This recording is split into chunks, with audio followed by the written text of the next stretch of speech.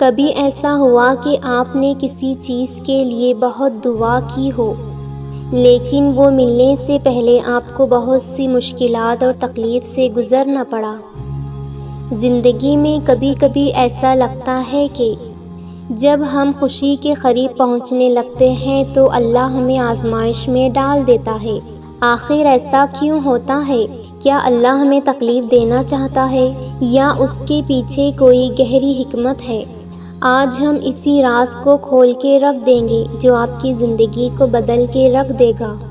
ہم انسان فطرتاً تبھی کسی چیز کی قدر کرتے ہیں جب ہمیں اسے حاصل کرنے کے لیے کچھ کھونا پڑے۔ جب ہم تکلیف سے گزرتے ہیں اور جدوجہد کرتے ہیں، مثال کے ایک بچہ جو بغیر کسی محنت کے ہر چیز حاصل کر لے، وہ کبھی ان چیزوں کی قدر نہیں کرے گا، لیکن اگر وہ کسی چیز کو پانے کے لیے محبت کرے، تکلیف اٹھائے اور صبر کرے تو یہی چیز اس کے لیے قیمتی بن جاتی ہے۔ اسی طرح جب اللہ ہمیں کسی بڑی چیز سے نوازنا چاہتا ہے تو پہلے ہمیں آزماتا ہے تاکہ ہم اس خوشی کی حقیقت کو سمجھ سکیں اور اس کی قدر کریں۔ سوچیں، جب ہم اللہ سے سب سے زیادہ خلوص سے کب دعا کرتے ہیں؟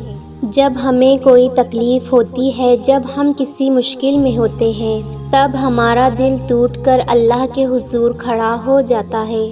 اللہ ہمیں آزمائش میں ڈال کر ہمیں اپنے قریب کرنا چاہتا ہے۔ وہ چاہتا ہے کہ ہم صرف اس پر بھروسہ کریں اور اسی سے مانگیں۔ قرآن میں اللہ تعالیٰ فرماتا ہے سورہ البقرہ 186 میں، اور جب میرے بندے تم سے میرے بارے میں پوچھیں تو انہیں کہہ دو کہ میں قریب ہوں، میں دعا کرنے والے کی دعا کو قبول کرتا ہوں جب وہ مجھ سے دعا کرتا ہے۔ تو اگر آپ کسی مشکل میں ہیں تو سمجھ لیں کہ اللہ آپ کو پکار رہا ہے۔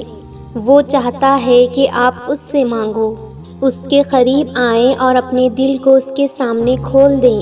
کبھی کبھی اللہ ہمیں بڑی خوشی سے پہلے صبر کی آزمائش میں ڈالتا ہے، کیونکہ جو لوگ صبر کرتے ہیں ان کے لیے اللہ کی خاص رحمت ہوتی ہے۔ اللہ تعالیٰ قرآن پاک میں فرماتا ہے سورہ بقرہ 153 میں، بے شک اللہ صبر کرنے والوں کے ساتھ ہے۔ جب اللہ ہمیں کسی بڑی نعمت سے نوازنا چاہتا ہے تو وہ پہلے آزمائش میں ڈالتا ہے۔ وہ دیکھتا ہے کہ اس کے دیے گئے امتحان میں ہم صبر کرتے ہیں یا نہیں، اور جو صبر کرتے ہیں اللہ اسے عطا کر دیتا ہے جس کا وہ تصور بھی نہیں کر سکتے۔ سوچیں، جب ایک بیج کو زمین میں بویا جاتا ہے تو وہ مٹی کے نیچے دب جاتا ہے، اندھیرے میں چلا جاتا ہے، بارش میں ڈوبتا ہے، مشکلات کا سامنا کرتا ہے، مگر یہی آزمائش اسے ایک مضبوط درخت بنا دیتی ہے۔ اسی طرح ہماری زندگی میں بھی جب اللہ ہمیں کسی بڑی خوشی کے قابل بنانا چاہتا ہے تو وہ ہمیں کسی آزمائش سے گزار کر ہمیں مضبوط بناتا ہے۔ آپ نے دیکھا ہوگا کہ دنیا میں جو بھی کامیاب شخص ہوگا اس نے کسی نہ کسی آزمائش اور مشکل کا سامنا ضرور کیا ہوگا۔ یہی قانون اللہ کی رحمت کا ایک حصہ ہے۔ جب اللہ ہمیں کسی آزمائش میں ڈالتا ہے تو وہ ہمیں دو راستے دیتا ہے، ایک یا ہم ناامید ہو کر شکوہ کرنے لگتے ہیں، دوسرا یا صبر کریں، اللہ پر بھروسہ رکھیں اور اس کے فیصلے کا انتظار کریں۔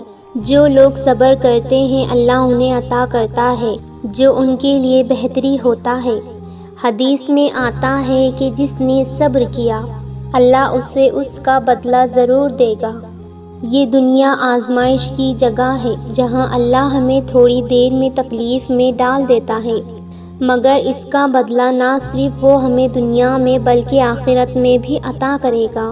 نبی کریم صلی اللہ علیہ وسلم کی بہت خوبصورت حدیث ہے، دنیا مومن کے لیے قید خانہ ہے اور کافر کے لیے جنت ہے۔ اگر آپ کو لگ رہا ہے کہ آپ کی زندگی میں مشکلات زیادہ ہیں تو یہ بات یاد رکھیں، اللہ آپ کو کسی بڑی نعمت کے لیے تیار کر رہا ہے۔ تو میرے پیارے اسلامک بھائی بہنوں، اگر آج آپ کسی بڑے غم یا مشکل میں مبتلا ہیں تو گھبرائیں نہیں، اللہ نے آپ کے لیے کچھ بہت خوبصورت تیار کر رکھا ہے۔ بس صبر کریں، دعا کریں اور یقین رکھیں کہ ہر آنسو کے بعد مسکراہٹ اور ہر غم کے بعد خوشی آتی ہے، کیونکہ اللہ تعالیٰ قرآن پاک میں فرماتا ہے بے شک مشکل کے ساتھ آسانی ہے۔ تو ہمت نہ ہاریں، جو صبر کرتا ہے اللہ اسے بے حساب نوازتا ہے۔ اللہ سے دعا ہے کہ اللہ ہمیں وہ صبر عطا کرے جو ہمیں بڑی خوشیوں کا